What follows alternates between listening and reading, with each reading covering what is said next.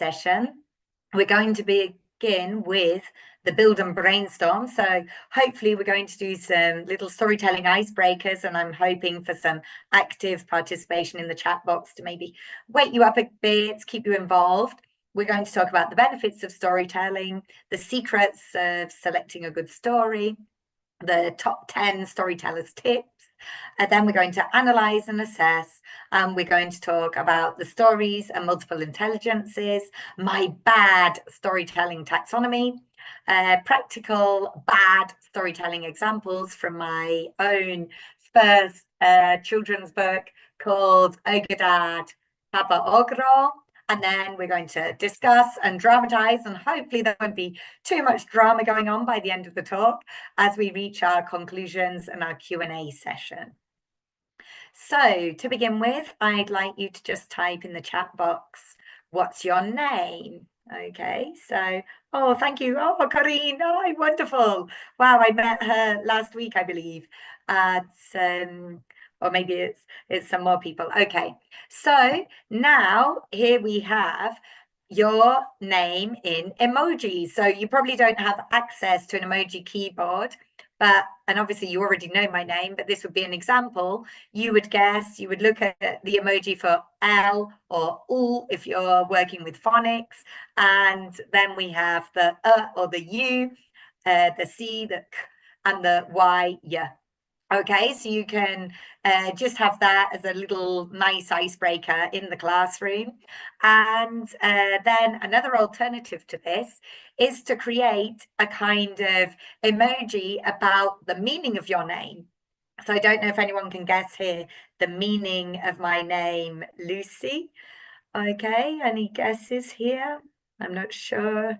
But yeah, the name Lucy itself, in fact, if anybody's seen me in the British Council World Teachers Day talk, the meaning of my name is light, okay? However, my surname is Durance, which means a prison in Shakespearean English. So I kind of think of myself as a trapped light, okay? So this could be like a little quick emoji of my name.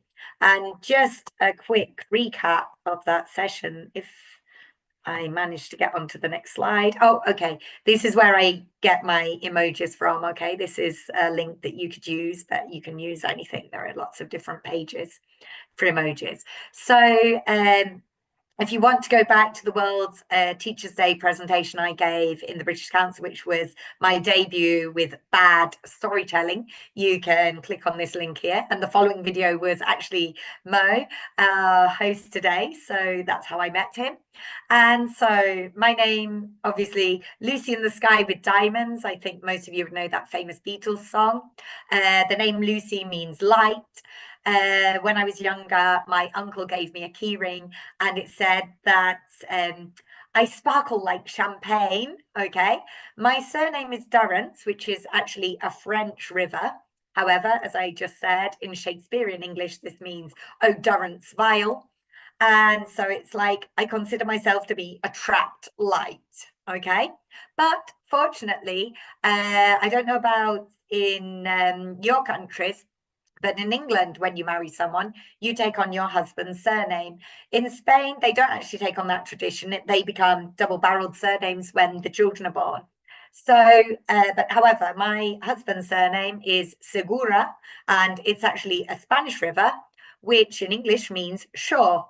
So hopefully that makes me Lucy Shaw, and we're sure of ourselves, and we can set that light free again. Okay, so hopefully you're going to enjoy all this light I'm going to shine on you this conference. So, yeah, there you can do a storytelling poster with the students' names, okay? Another activity is to create a superhero alter ego. So this I created using Bitmoji. So you can get your students on Bitmoji. Of course, students love anything motivational. And they can create their new alter ego and say, what's your superpower? So I'm Lightning Lucy. I use my powers to teach. With my incredible speed, I can reach people in need before they even know there's trouble. I spread joy, positivity, encouraging others to embrace their unique strengths while fighting off villains who threaten peace. When I'm not saving the day, I love to read about science and explore the wonders of nature. So you can get your students reading all these different icebreakers and their stories. Another great game. I don't know if you're familiar with story cubes. These are some story cubes that I bought. So yeah, you throw the cubes and I'm never any good at showing. I was moved the wrong way. So you have different images on the dice instead of numbers. So you would throw them and you would get, for example, a map. Okay. You can also use an online story cube generator. The original story cubes were called Rory story cubes. Okay. And here I've created my own backstory. And in fact, these were the cubes that came up. And so, question mark, would you like to know more about me? Hopefully you would. So, while nursing my son, as you can see the pitter-patter footsteps of little baby feet coming along, I watched a webinar about the secrets of storytelling. After that, Ogre Dad was born, and I just love the fact that this image came up on the cubes because they so coincided, and it just made me think, oh my gosh, these are the ideal story cubes for this presentation today. Unfortunately, it's one of these generators that it's difficult to go back to that, so that's the one I luckily managed to screen save. Letting out my light, creating amazing adventures, stealing the hearts of the nations. I was kind of racking my brain there about, I thought that image looked a bit like a robber, and I don't know, it looks like a face as well. So I really wasn't sure what that image was, but anyone can interpret whatever they want. There's no right or wrong answer in storytelling, which is the good thing. Turning me into a bestseller, raking the money in. Hopefully one day I will earn my fortune, and with something truly magical. And I love creating things that are magical in the classroom. So I hope that you do too. So hopefully, next up, what's on your bucket list so we can share some aspirations? So I'm proud to announce that I completed my bucket list. I have the bucket, which today I don't even have the bucket. So, oh my gosh, not a good start. But creating a bucket list, so your things. So these are three little interesting anecdotes about myself, because also in the storytelling classroom, if you get students talking about themselves, it's really motivational for them, because obviously everyone has a story inside them. So it's a great way to get them involved. So I always wanted to be a mum. I actually became a mum rather late on in life, but the best things happen eventually. The best things come to those who wait. Secondly, I've always wanted to be an author. I used to write books from an early age. And finally, in December this year, my dream came true, and Ogre Dad was born. Another inspirational thing for me is that I've always wanted to be an amazing teacher trainer like Vanessa Riley. When I first came to Spain, I used to go and watch Vanessa Riley's conferences, and she was just my heroine. And I can't believe that I'm speaking alongside her today. So if you do get a chance to see her talk, I haven't actually managed to see it this morning because I was working at school, but I definitely recommend that you check her out because she's so inspirational, she's so energetic and so motivational. So my dream was to become the Vanessa Riley of the east of Spain. So after the talk, you can tell me if I'm up to her league or not. So there's another great story, if you're interested, called Have You Filled Your Bucket Today? So you can always use that in the classroom as well as an added extra to this activity. So now that we've done a bit of warming up, I would like to talk to you about the benefits of storytelling. I'm sure that if you're here on this talk, you agree that stories are beneficial. So, in fact, I'm not actually following the chat anymore, unfortunately. So I don't know if you want to even share your own ideas, but stimulate imagination. Stories spark creativity and imagination. They, Okay, oh, sorry. They teach morals and values, okay? It's really important. The the idea of most of the fairy tales is to teach the morals to the little young children, okay? The art of storytelling is, uh, traditional, and people have been telling stories for years. Thank you, Lamia. So I keep pressing the button too soon, sorry. So yes, you already know about they offer contextual learning, you get the engaging narratives, they reinforce memory, and I don't know if anyone can guess the why, but, oh no, sorry, we have the IES, stories in general. So they inspire emotion, they encourage collaboration, and collaborative learning is so important, all working together in the classroom or in small groups. It really helps the students. We need to go away from teacher talk to student talk time, because that's when the students learn. And they support diverse learning styles. So you can tell stories in so many different ways that appeal to auditory, visual, and kinesthetic learners, especially when you do drama. And that's one of the main, it's the peak of my storytelling pyramid, which we will find out more about soon. Okay, so the secrets to select the best story. We have to find a story that's suitable for the student's age and level, because if you don't get the right story, it won't be successful. And I can unfortunately tell you that from experience. My first few lessons of storytelling in the language classroom were not the best, okay? So if you're feeling a bit unsure of yourselves, then you can do it. Last week at the end of the conference, someone told me, I thought I knew everything about storytelling, but now I feel I know nothing. But honestly, we are all innate storytellers and you can all do it. It's just a question of practice. They work themes and values. They offer opportunities for engagement. You need to get the readability and the language. It needs to be suitable for their age and level, because if not, they're going to get frustrated. Okay. And it's useful to have stories with young learners, but then the older they get, you need to choose stories that they can begin reading themselves. And they yield understanding. So stories are an amazing way. Once you learn to read, that is the key to concept-based learning, because once you can read, you can learn any subject in the world. You need literacy skills to be able to do maths, to be able to do science. So reading is the key to education. So my top 10 storytelling tips. You need to know the story well. You need to create a comfortable atmosphere.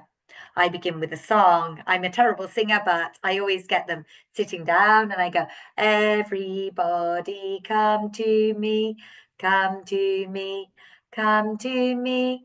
Everybody come to me. It's time for a story. So when the students hear that, they know that it's story time to come and relax and start listening.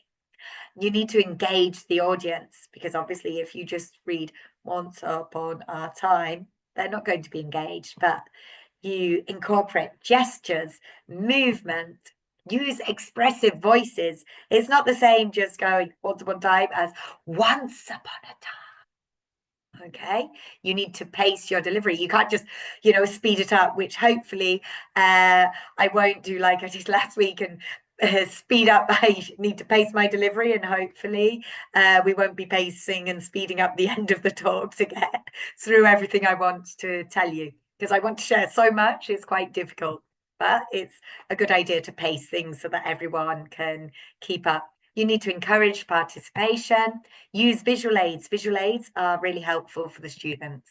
You need to practice the active listening to get them involved, and end with a reflection. At the end of the storytelling, you can do activities before, during, and after, which is what we're going to learn about in a moment. So I don't know if you're all familiar with Howard Gardner's multiple intelligences. Okay, they keep growing.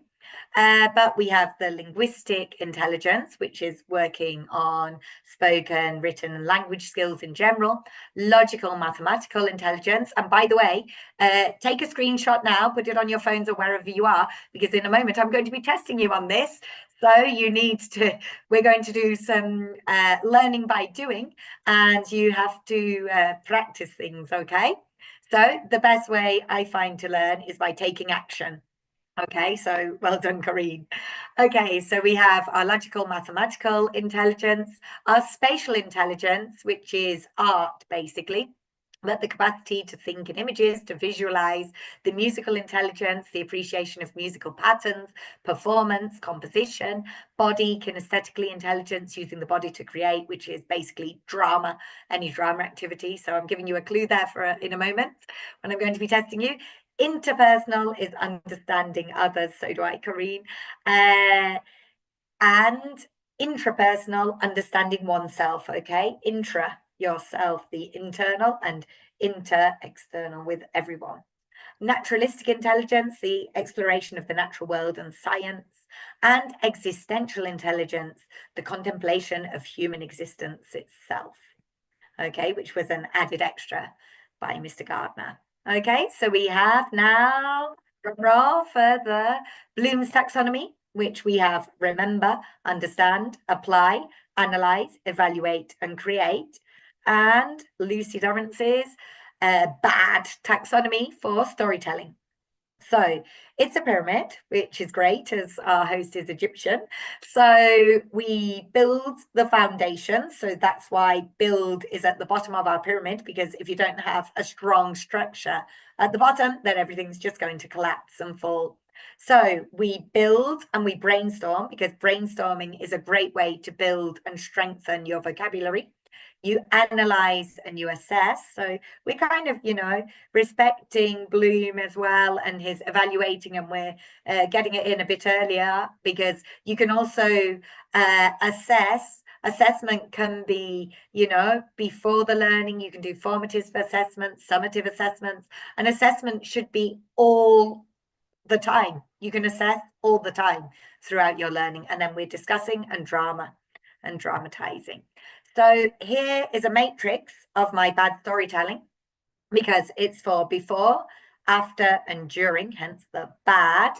And then we have the building and the brainstorming, the analyzing and the assessing, and the discussing and the dramatizing.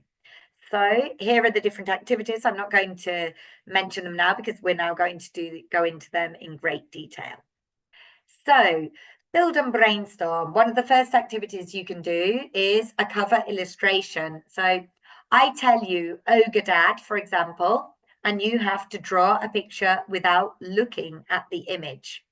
And then I see your image and I see the illustrator's image, and we decide if we can become an illustrator in the future, because sometimes, that's the reason why we have collaborative learning, because we all work together using our strengths and weaknesses, and we make a team. Because I, for example, am useless at drawing, hence why I had to employ an illustrator for my book.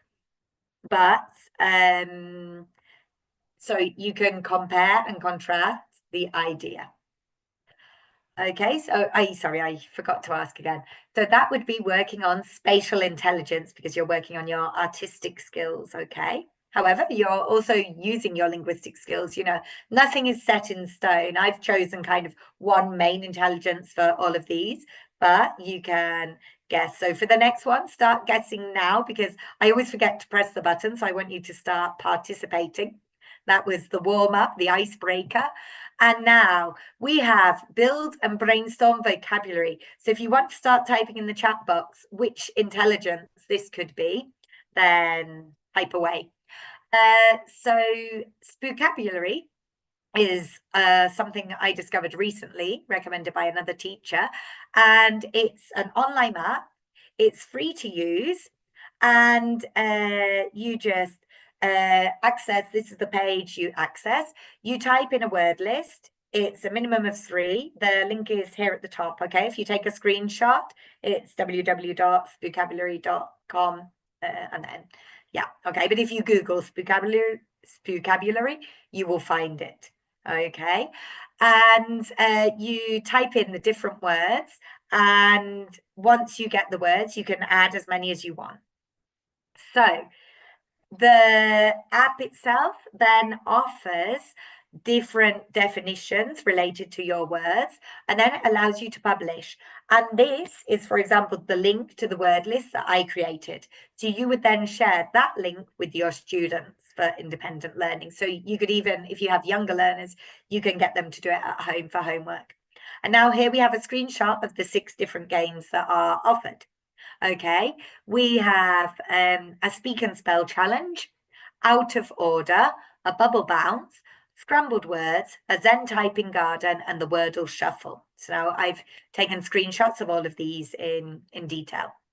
So, for example, in the speak and spell challenge, it gives you the sentence. You can play the word to listen to it for your audio learners. Okay, the visual learners are looking here at the screen, and then the kinesthetic are typing away. So it ticks all the boxes.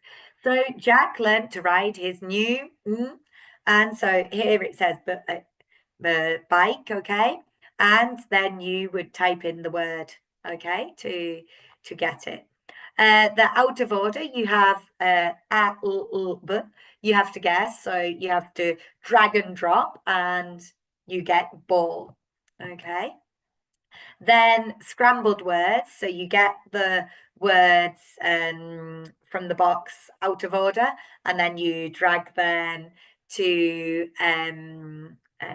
match up. And then you always get a hint as well. So let's with our new toys after school. So obviously one of the ideal words there would be play.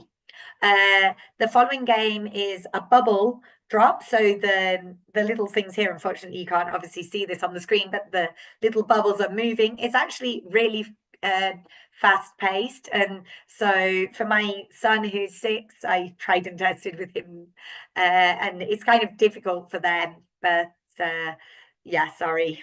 I do always, I know, talking about pace and delivery, I should practice what I preach, shouldn't I, Abdallah? So yes, I will try and slow down, but I want to get a lot into the time.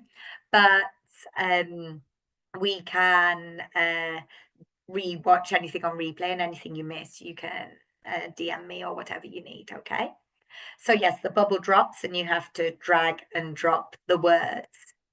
Okay, the Zen garden, you have to click on the words in order, and every time you win, you get a flower.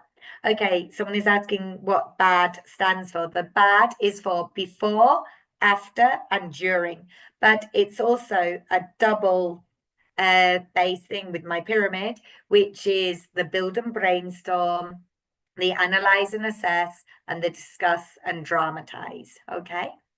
And then we have the word. Oh, sorry, I've gone the wrong way, but oh yeah, there we go. The Wordle, okay, which is a bit like the Sudoku or whatever. So, or the word play, and you have to drag the words to put them in the right order. Okay, and you have 3 chances. So they're simplistic games and they're really useful. So I like that. So I think before I saw a few people had said linguistic intelligence. And oh yes, and at the end of the game, every now and again you get a brain break.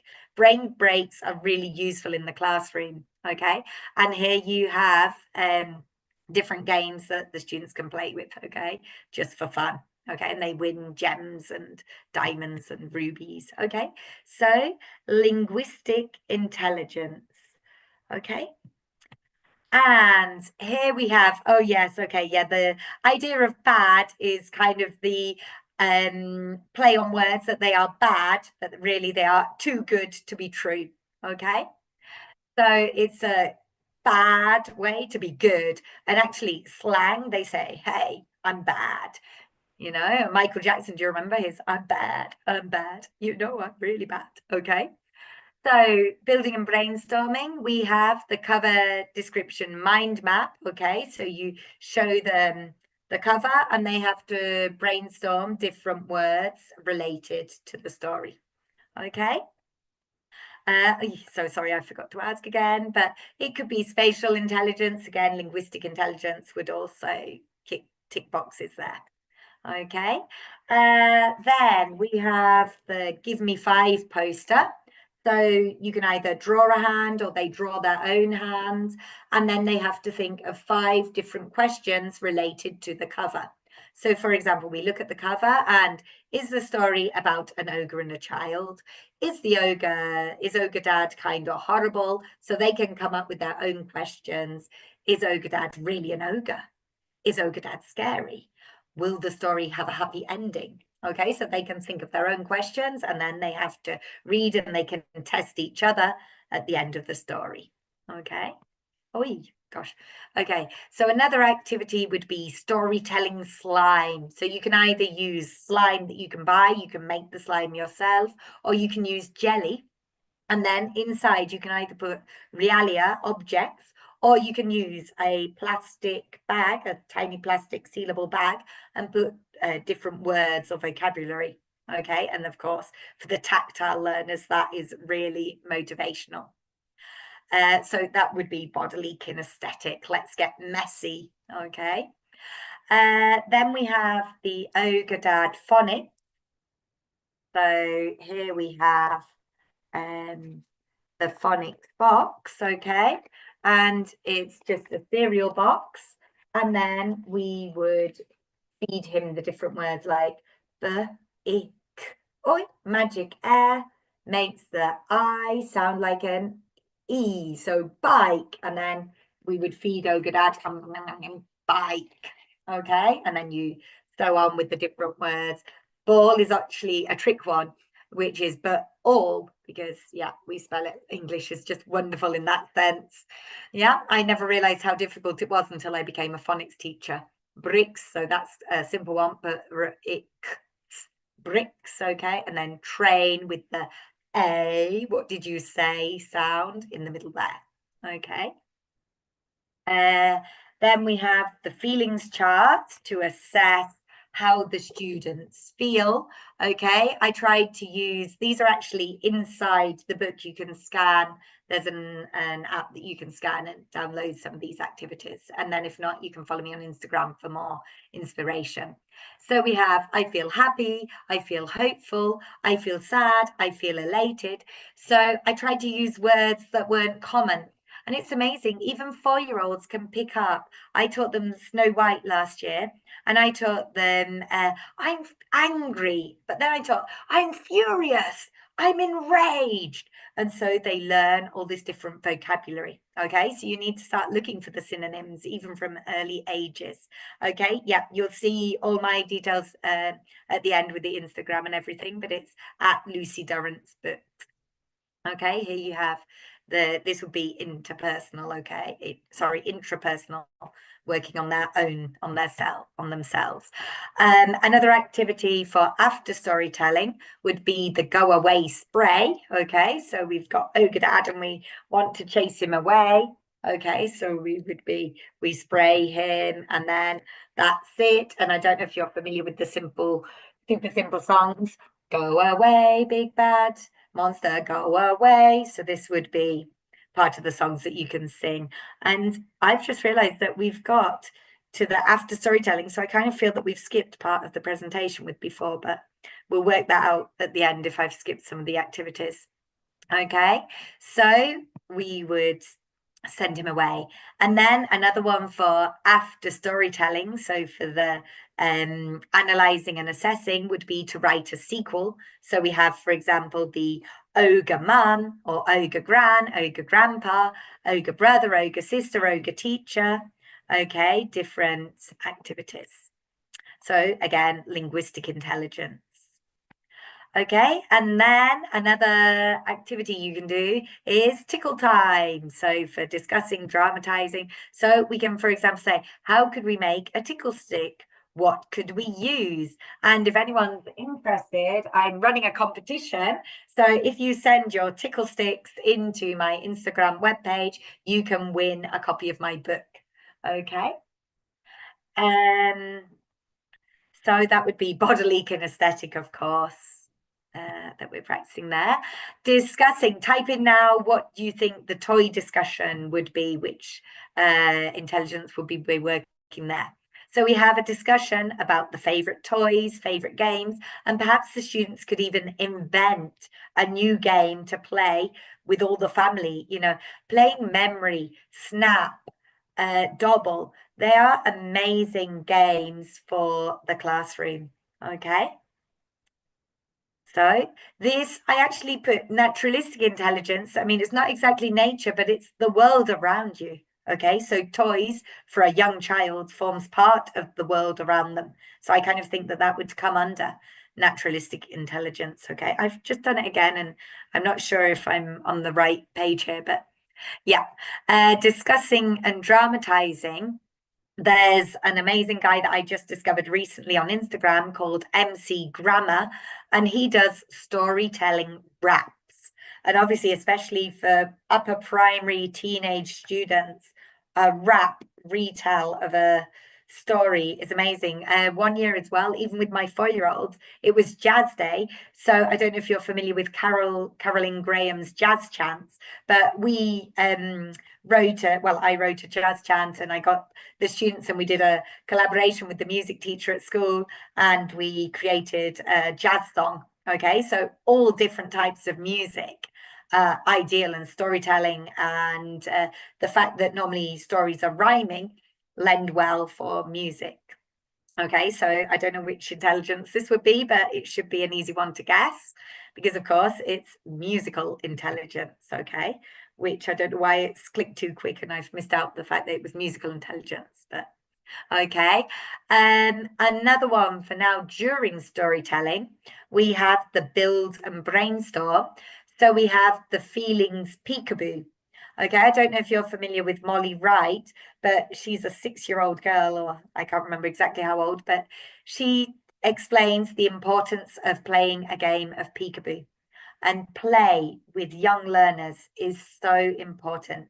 It stimulates their senses, and just by the action of peekaboo, students learn so much. And if you've got young learners, the excitement of what will my face be like now? I am surprised or angry, okay? And the emotion peekaboo or feelings peekaboo is a great one. So again, that would be the intrapersonal. Okay, yes, play-based learning. I know, Ron. I know that Ron is really amazing. He's another of my. I can't believe I'm talking alongside you, Ron. With inquiry-based learning, he's one of the pioneers. Okay, and really inspirational. So yes, okay. So we're working here on interpersonal, okay, and creating a story map. Okay, so here is my OGADAD story map. I printed it out on A3 because, especially with young learners, the bigger the better. So you have the design of the story and Velcro. Just the sound of the Velcro is ideal for the students. You will be getting the PowerPoint at the end, so don't worry. And I think, oh my gosh, it's already 5 minutes. Yeah. Okay. So the story map, okay, to learn there. Okay, this is why the pace was going a bit fast at the beginning. Ticking the words that you hear as the storytelling goes along. Linguistic intelligence. Then we have the picture options. Can I play with my Lego bricks? No, you can't. Tidy up. So you're talking about, the opinions of the different stories. Okay, so intrapersonal. How does this make you feel? How do you think the boy feels? Predicting the dialogue. Okay, what do you think the little boy is asking? What do you think OGADAD is going to say? Okay, can I play with my teddy? No, you can't. Tidy up. So the linguistic intelligence, ordering the story. Okay, we have the logical mathematical. Okay, and then creating a parallel text. Okay, so instead of can I play with my Lego bricks, can I play with my cars? No, you can't do your homework, or Oga teacher. No, you can't tidy up the classroom before you can go to the playground, things like that. Okay, drama during, so you can create a living tableau. So you can look at the page of Ogadad and recreate the scene. And so someone could be a table, another one could be the bed, and etc. using the story's bodies, the students' bodies, sorry. So this would be either linguistic or bodily kinesthetic as well. Creating a soundscape, again, music. So you can look and you could just bounce the ball. So you've got and then, no, you can't, tidy up, banging. And you can check out Novel Effect for soundscapes. So again, musical intelligence. And so, unfortunately, I managed somehow to skip the inventing headlines. Oh, I skipped the roll and ogre. Okay, so from there, that's where. But roll and ogre, you can use a die, either that you draw the parts of the face on, or for example, a big die, or just normal dice. And the students have to, when you get a 1, you roll the face. When you get a 2, you roll the eyes, etc. Puppet work. Okay, there was one with inquiry time and working with puppets. And then there was the invisible string. I don't know if you're familiar with that story, but you throw the piece of wool and the student catches it, holds onto it, and you make a web. So an adaptation of my Y web from the British Council presentation would be to create the invisible string web. And they can say, I love playing with my grandma. I love baking cookies with my grandma. So you're throwing this and creating a web as you talk about connections. Okay, and the story, The Invisible String, is a great one for leaving school and the students, the anxiety of separation from the parents. So that's another great book. I also skipped the inventing headlines. Okay, so that you can create on Canva, for example, with the students.